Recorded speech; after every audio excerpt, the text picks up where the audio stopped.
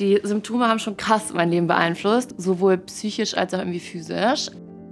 Bis es zur Diagnose kommt, vergehen meistens mehrere Jahre. Dabei wäre gerade das wichtig, das in einem frühen Stadium zu erkennen.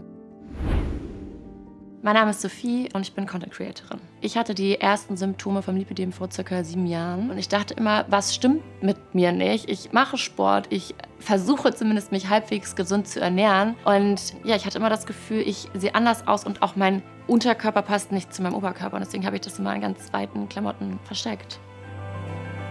Ein Lipödem ist eine chronische Fettverteilungsstörung, tritt meistens an den Beinen auf, aber auch an den Hüften oder an den Armen. Und da ist die Lymphflüssigkeit nicht in Ordnung, bedeutet, das Lymphsystem funktioniert nicht so gut und dann setzen sich so eiweißhaltige Substanzen an die Fettzellen dran und blähen die auf und das verursacht dann langfristig Schmerzen.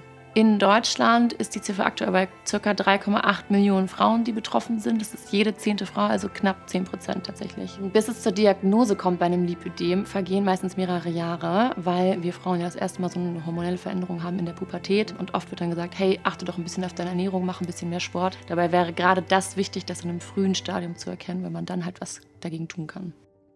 Die Symptome haben schon krass mein Leben beeinflusst, also sowohl psychisch als auch irgendwie physisch. Man hat das natürlich gesehen und ich dachte irgendwie mal, ich habe Zellulite, ich bin unsportlich und heutzutage wird ja irgendwie auch ein sportliches Aussehen irgendwie mit Disziplin und mit Erfolg gleichgesetzt und es war mir immer super unangenehm, dass es optisch so aussah, als ob ich unsportlich wäre und natürlich die Schmerzen. Wenn andere irgendwie in den 5. Stock gerannt sind, konnte ich da nicht mithalten, konnte die Treppen nicht so gut hochlaufen oder habe immer so ein Zucken in den Beinen gehabt und war dann abends einfach nur zu Hause und dachte mir, ich will keinen Schritt mehr vor die Tür machen und die Beine einfach nur noch hochlegen.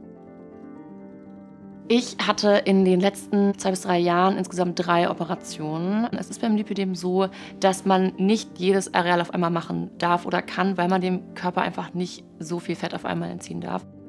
Wenn man die Überlegung hat, ein Lipödem zu haben, sollte man als allererstes zum sogenannten Phlebologen gehen. Das ist ein Venen- und Gefäßarzt.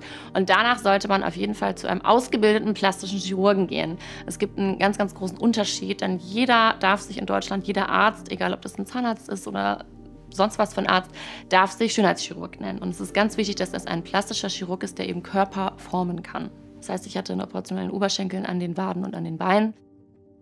So nach 3, 4 Monaten ist dieser Operationsschmerz dann weg gewesen und man konnte irgendwie wieder Sport machen und vernünftig laufen. Natürlich ist es krass, wenn man auf einmal Dinge machen kann, viel einfacher machen kann, die man vorher gar nicht machen konnte. Sei es irgendwie langes Wandern, langes Gehen, viele Treppen steigen, Sportübungen machen, die vorher nicht so funktioniert haben. Das ist schon eine krasse Veränderung auf jeden Fall. Also sehr, sehr positiv. Es lohnt sich, finde ich, diesen Weg zu gehen. Das wird Tag für Tag besser, umso mehr man es irgendwie macht, umso mehr man sich auch traut, dann die Haut oder die Narben oder auch die Beine zu zeigen.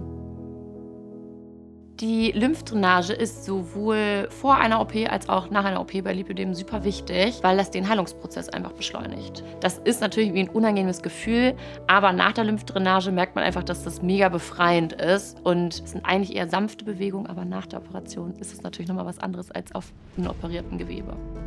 Anfangs gab es da gar keine Motivation, die Krankheit online zu posten, bis nach der ersten Operation. Dann war die Motivation dahinter, dass ich mich einfach jahrelang so krass geschämt habe, dass ich gesagt habe, es kann nicht sein, das muss irgendwie eine Person mal anfangen, darüber aufzuklären, dass mehr Frauen ihre Diagnose bekommen. Nur so kann das ja entstigmatisiert werden. Ich glaube, dass Selbstvertrauen und Selbstbewusstsein und auch irgendwo Selbstliebe, dass man sich selber wohler fühlt in seinem Körper, nur daher kommen, wenn man dann vielleicht irgendwie so gegen seine Ängste auch gegengeht. Und ich merke auch, dass ganz viele Dinge nur in meinem Kopf sind. Und ganz oft ist die eigene Wahrnehmung eine ganz andere als die für Außenstehende. Ich glaube, es lebt sich leichter im Leben, wenn man einfach sagt, okay, die Leute, die mich cool finden, die mich gut finden, die ziehe ich irgendwie in mein Leben und auf deren Meinung lege ich Wert und alle anderen können einem eigentlich egal sein. Ich möchte andere Frauen dazu ermutigen, öfter mutig zu sein, weil ich das Gefühl habe, dass dieses Wort generell noch sehr männlich konnotiert ist. Und es gibt nicht nur mutige Männer, sondern auch mutige Frauen. Aber ich glaube, nur wenn man sich immer wieder in diese Situation begibt, kann man daran irgendwie wachsen. Und deswegen versuche ich das immer wieder zu machen. Ich bin schon stolz darauf, dass ich mich traue, auch heute hier mit euch zu sprechen oder auch generell auf Social Media über die Krankheit und über die Operation zu sprechen. Ich wünsche mir in meinem Leben, dass ich mich noch öfter traue oder noch mehr besseres Wetter ist, um öfter Kurzröcke zu tragen.